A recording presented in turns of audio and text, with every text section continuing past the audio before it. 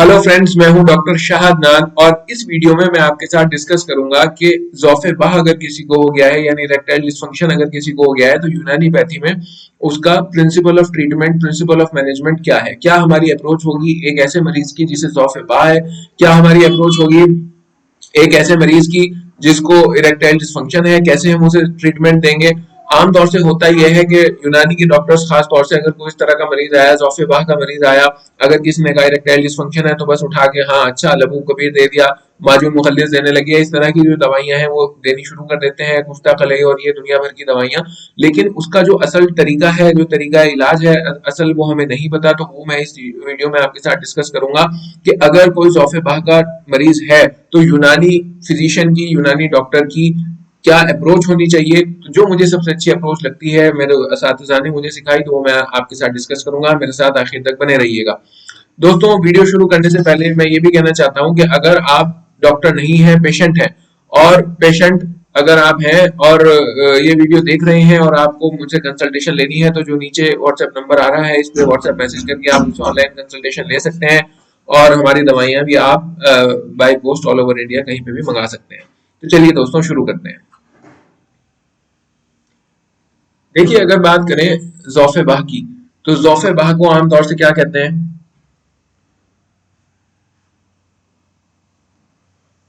ज़ौफ़े बाह इसे कहते हैं इरेक्टाइल डिस्फंक्शन। डिस्फंक्शन इसमें भी अब दो चीजें हैं। एक आता है अना या अनानत, अना या अनानत।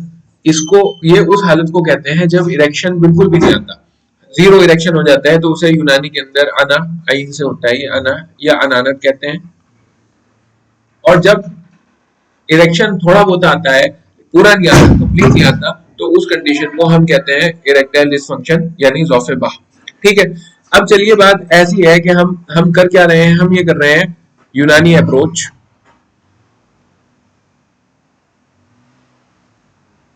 फॉर मैनेजमेंट ऑफ, मैनेजमेंट आप कह सकते हैं या ट्रीटमेंट आप कह सकते हैं,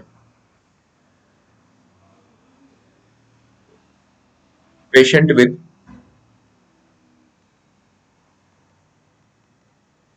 ज़ौफ़े बाह।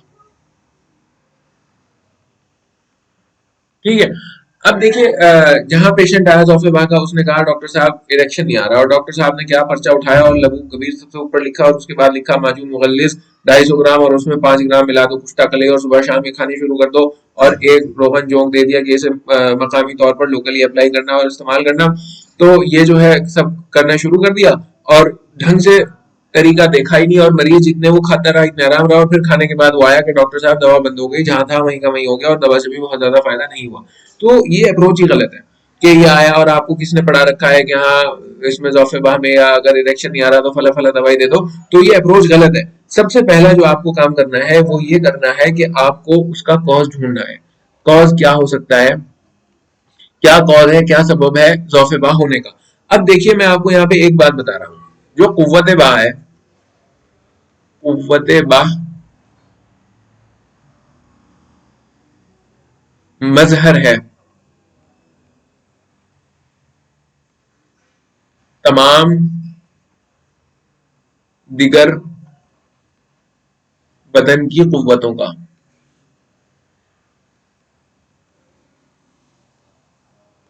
आपको ये पता होना चाहिए कि कुव्वत बाह जो है ये मजहर है तमाम दिगर बदन की कुव्वतों का। मतलब जितनी भी बदन के अंदर कुव्वतें हैं, भाई कुव्वत नफसानिया, कुव्वत हैवानिया, कुव्वत तवैया, तीन बहुत आम तौर से पढ़ाई जाती हैं।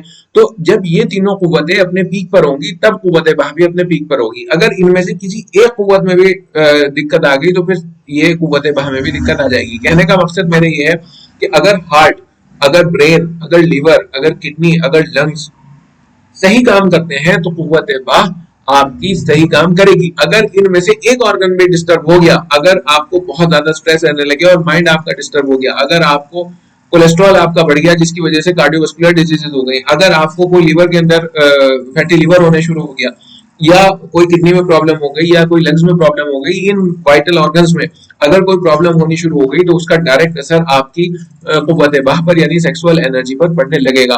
तो सबसे पहले ये रूल आउट कर लीजिएगा कि कुव्वत बाह अगर कमजोर हो रही है तो इनमें से कोई कुव्वत तो नहीं कमजोर हो रही। तो ये बहुत जरूरी है कि क्या बाकी तमाम आजा उसके दुरुस्त हैं, बाकी किसी और ऑर्गन में कमी या दिक्कत तो नहीं हो रही। सबसे पहले आपको ये रूल आउट करना है, क्योंकि जब मरीज आपके पास आ रहा है और वो आपसे कह रहा है कि डॉक्टर साहब मेरे तो दौफे हो गया, मुझे इरेक्शन नहीं आ रहा, तो सबसे पहले ये कि भाई एक अच्छा खासा मरीज, इसके अंदर तबीयत है, अल्लाह ने इसे बनाया, खलकत है, और खलकत ने ये उसके अंदर एक उसकी अंदर उसका एक मैकेनिज्म बनाया कि उसके ये डाउन नहीं होनी चाहिए थी, तो क्यों हो गई। भाई एक तो यह है कि वो 60 साल का हो गया, 70 साल का हो गया, उम्र बढ़ गई तो हो गई, ठीक है। लेकिन अगर कोई 25 30 40 साल का आदमी आगे कह रहा तो फौरन दिमाग जाना चाहिए कि जो चीज कुदरत ने बनाई है उसके अंदर उसके खिलाफ इसके बॉडी में क्यों हो रहा है। तो सबसे पहले ये कि किसी और ऑर्गन की कोई मेजर बीमारी तो नहीं है, क्योंकि अगर फिर इसका इलाज करना है तो फिर हमें वहां पे उसका भी करना पड़ेगा। दूसरी बात इसमें जो आपको करना है वो ये है कि इसको जो ये दिक्कत आ रही है, कोई इसको सिस्टमिक बीमारी, हाइपरटेंशन या डायबिटीज तो नहीं है।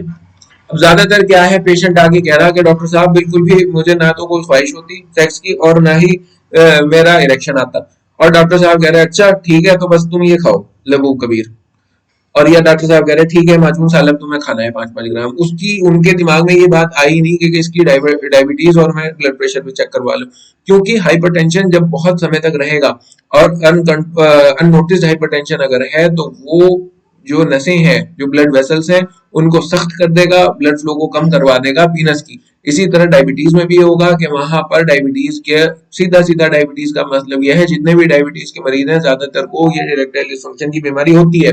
अगर ये दो बीमारियां बदन के अंदर मौजूद हैं तो जब तक इनका इलाज नहीं कर लिया जाएगा तब तक अगर आप दवाइयां खिलाएंगे ज़ौफ़े बाह की, कुव्वत बाह की अगर दवाइयां खिलाएंगे, इसको दूर करने के लिए ज़ौफ़े बाह को दवाइयां खिलाएंगे तो वो काम नहीं करने की। तो सबसे पहले ये भी रूल आउट कर लेना है कि कहीं इसको हाइपरटेंशन या डायबिटीज तो नहीं है। फिर नंबर 3 आते हैं सर्टेन ड्रग्स। देखिए कुछ ड्रग्स ऐसे हैं कि जिनके खाने से इरेक्टाइल डिसफंक्शन होता है, जैसे बीटा ब्लॉकर्स। कई बार ऐसा होता है कि मरीज को ब्लड प्रेशर है, अब ब्लड प्रेशर होने की वजह से उसको कुव्वत बाह में उसकी कमी नहीं आई, ब्लड प्रेशर के हाई होने से उसके इरेक्टाइल डिसफंक्शन नहीं हुआ, बल्कि ब्लड प्रेशर की जो वो दवाइयां खा रहा था, जैसे मेटोप्रोलोल है, प्रोप्रेनोलोल है, ये बीटा ब्लॉकर्स ग्रुप की जो दवाइयां वो खा रहा था, इसकी वजह से उसको जो है ज़ौफ़े बाह हो गया, इरेक्टाइल डिसफंक्शन हो गया। तो ये भी हमें रूल आउट कर लेना है। चौथे नंबर पे अगर बात की जाए तो कभी कभी मेल न्यूट्रिशन भी हो जाता है मरीजों को।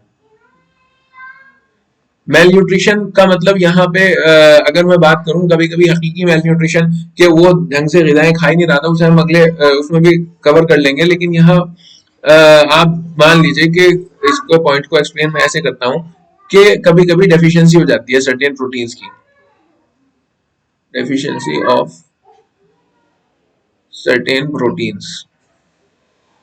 कौन कौन से वो प्रोटीन है, जैसे विटामिन डी, प्रोटीन्स नहीं vitamin, deficiency of certain vitamin, जैसे विटामिन डी की डेफिशिएंसी से ज़ौफ़े बाह होता है, विटामिन B3 और विटामिन B6, B12, ये सब के सब विटामिन जो है ये हमारी बॉडी में कुव्वत बाह को बढ़ाते हैं। तो अगर इनकी डेफिशिएंसी हो गई तो फिर जाहिर है कि वो ज़ौफ़े बाह भी होने लगेगा। तो ये रूल आउट कर लेना है कि पता लगा हमने जो है उसको तमाम दुनिया भर की दवाइयां खिलानी शुरू कर दी और हो रहा था क्या कि विटामिन B12 कम था बस, या क्या फॉलिक एसिड कम था, हेमोग्लोबिन कम था, और उससे दुनिया भर की दवाइयां खिलानी शुरू कर दी, लेकिन उसको हम कॉज पे नहीं जा सके। फिर आपको ये भी देखना है, इसके बाद कितने पॉइंट हमने कवर कर लिए, 4 हो गए। अब हमें ये भी देखना है 5वें पॉइंट पे कि वो डाइट क्या लेता है। अगर पेशेंट है, सुबह को उठ के उसने फौरन ऑर्डर किया कि सैंडविच आ जाए, दोपहर को उसने ऑर्डर किया कि नूडल्स आ जाए, चाउमीन आ जाए, और उसके साथ उसने सॉफ्ट ड्रिंक्स ली, और रात को ऑर्डर किया कि पिज्जा आ जाए, तो जो इस तरह के मरीज हैं उनमें ये ज़ौफ़े बाह होना ही होना है। उसकी डाइट को आपको चेक करना पड़ेगा कि क्या वो रेगुलर अच्छी डाइट लेता भी है या नहीं, वो घर का शुद्ध खाना खाता भी है या नहीं, क्या उसकी डाइट बैलेंस्ड है भी या नहीं, प्रोटीन, कार्बोहाइड्रेट्स और फैट्स उसकी डाइट में बैलेंस्ड है भी या नहीं, तो ये भी आपको देखना पड़ेगा। पॉइंट नंबर 6 की क्या वो मरीज फिजिकल एक्टिविटी भी करता है या नहीं, या उसका यह है कि सुबह को उठा और एसी कार में बैठ के चला गया ऑफिस और फिर वहां एसी के कमरे में बैठा रहा और फिर एसी कार से दोबारा एसी के कमरे में रात को आगे सो गया और वहीं फिर सुबह को दोबारा से चला गया। मैं आपको ये बात बताना चाहता हूँ कि अगर कोई आदमी फिजिकली इनएक्टिव है तो उसको ज़ौफ़े-बाह भी होना है, प्रीमैच्योर इजैकुलेशन भी होना है, उसके स्पर्म काउंट भी घट जाएगा, सारी बीमारियां उसको पकड़ लेंगी। कभी कभी ऐसा है कि मरीज बिल्कुल फिट फाइन आ रहा है, बस उसकी जिंदगी में आपको क्या करवाना है कि आधे घंटे की तुम जो है कार्डियो एक्सरसाइजेस करनी शुरू कर दो दिन में, तो वो खुद ही ठीक हो जाएगा। तो ये पॉइंट भी जो है आपको बहुत ज्यादा और करना है। फिर एक पॉइंट आता है लो टेस्टोस्टेरोन का। कभी कभी मरीज आके कहते हैं आपसे कि डॉक्टर साहब ना तो हमें ख्वाहिश होती और ना अगर ख्वाहिश कभी कभार हो भी गई तो फिर इरेक्शन नहीं आता। जहां जहां वो ये कहे कि ख्वाहिश नहीं होती और आपको नजर आ रहा है कि बॉडी के अंदर ओबेसिटी इसकी बढ़ रही, पेट में चर्बी इसकी जमी हुई है, तो फौरन आपका दिमाग चले जाना चाहिए कि कहीं इसको टेस्टोस्टेरोन कम तो नहीं है। फिर टेस्टोस्टेरोन को बढ़ाने की जो यूनानी दवाइयां हैं जो मैं आपसे बहुत डिस्कस कर चुका हूँ वो आप यहाँ पे इसको चलवा सकते हैं। फिर इसके बाद आता है सीवियर स्ट्रेस। कभी कभी ऐसा है कि मरीज जो है वो बहुत स्ट्रेस में होता है और वो उसका ब्रेन के फंक्शन डिस्टर्ब होते हैं, तो उसके बाद उसकी स्ट्रेस को देखना है कि कहीं बहुत ज्यादा सीवियर स्ट्रेस या डिप्रेशन में तो नहीं चला गया मरीज, तो उसके फिर उसका इलाज करके तो फिर हमें ज़ौफ़े-बाह की इलाज करना पड़ता है। अब मैं आपको यहाँ पे ये भी बताना चाहता हूँ कि यूनानी अतिपा ने जो ज़ौफ़े-बाह के इलाज का तरीका रखा है वो क्या रखा है वो भी मैं आपके साथ डिस्कस करूँ। तो उन्होंने कहा कि सबसे पहले अगर कोई इस तरह का मरीज आता है तो हमें मुबर्रिद दवाइयां देनी है, मुबर्रिद। फिर मुबर्रिद के बाद मुसक्किन, फिर मुसक्किन के बाद मुगल्लिज,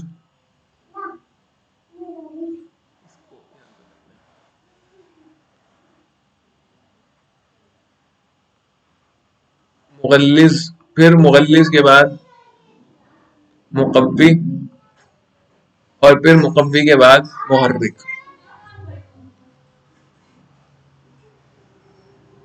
ठीक है, ये उसूल होता है मुबर्रिद, मुसक्किन, मुगल्लिज, मुकव्वी, मुहर्रिक।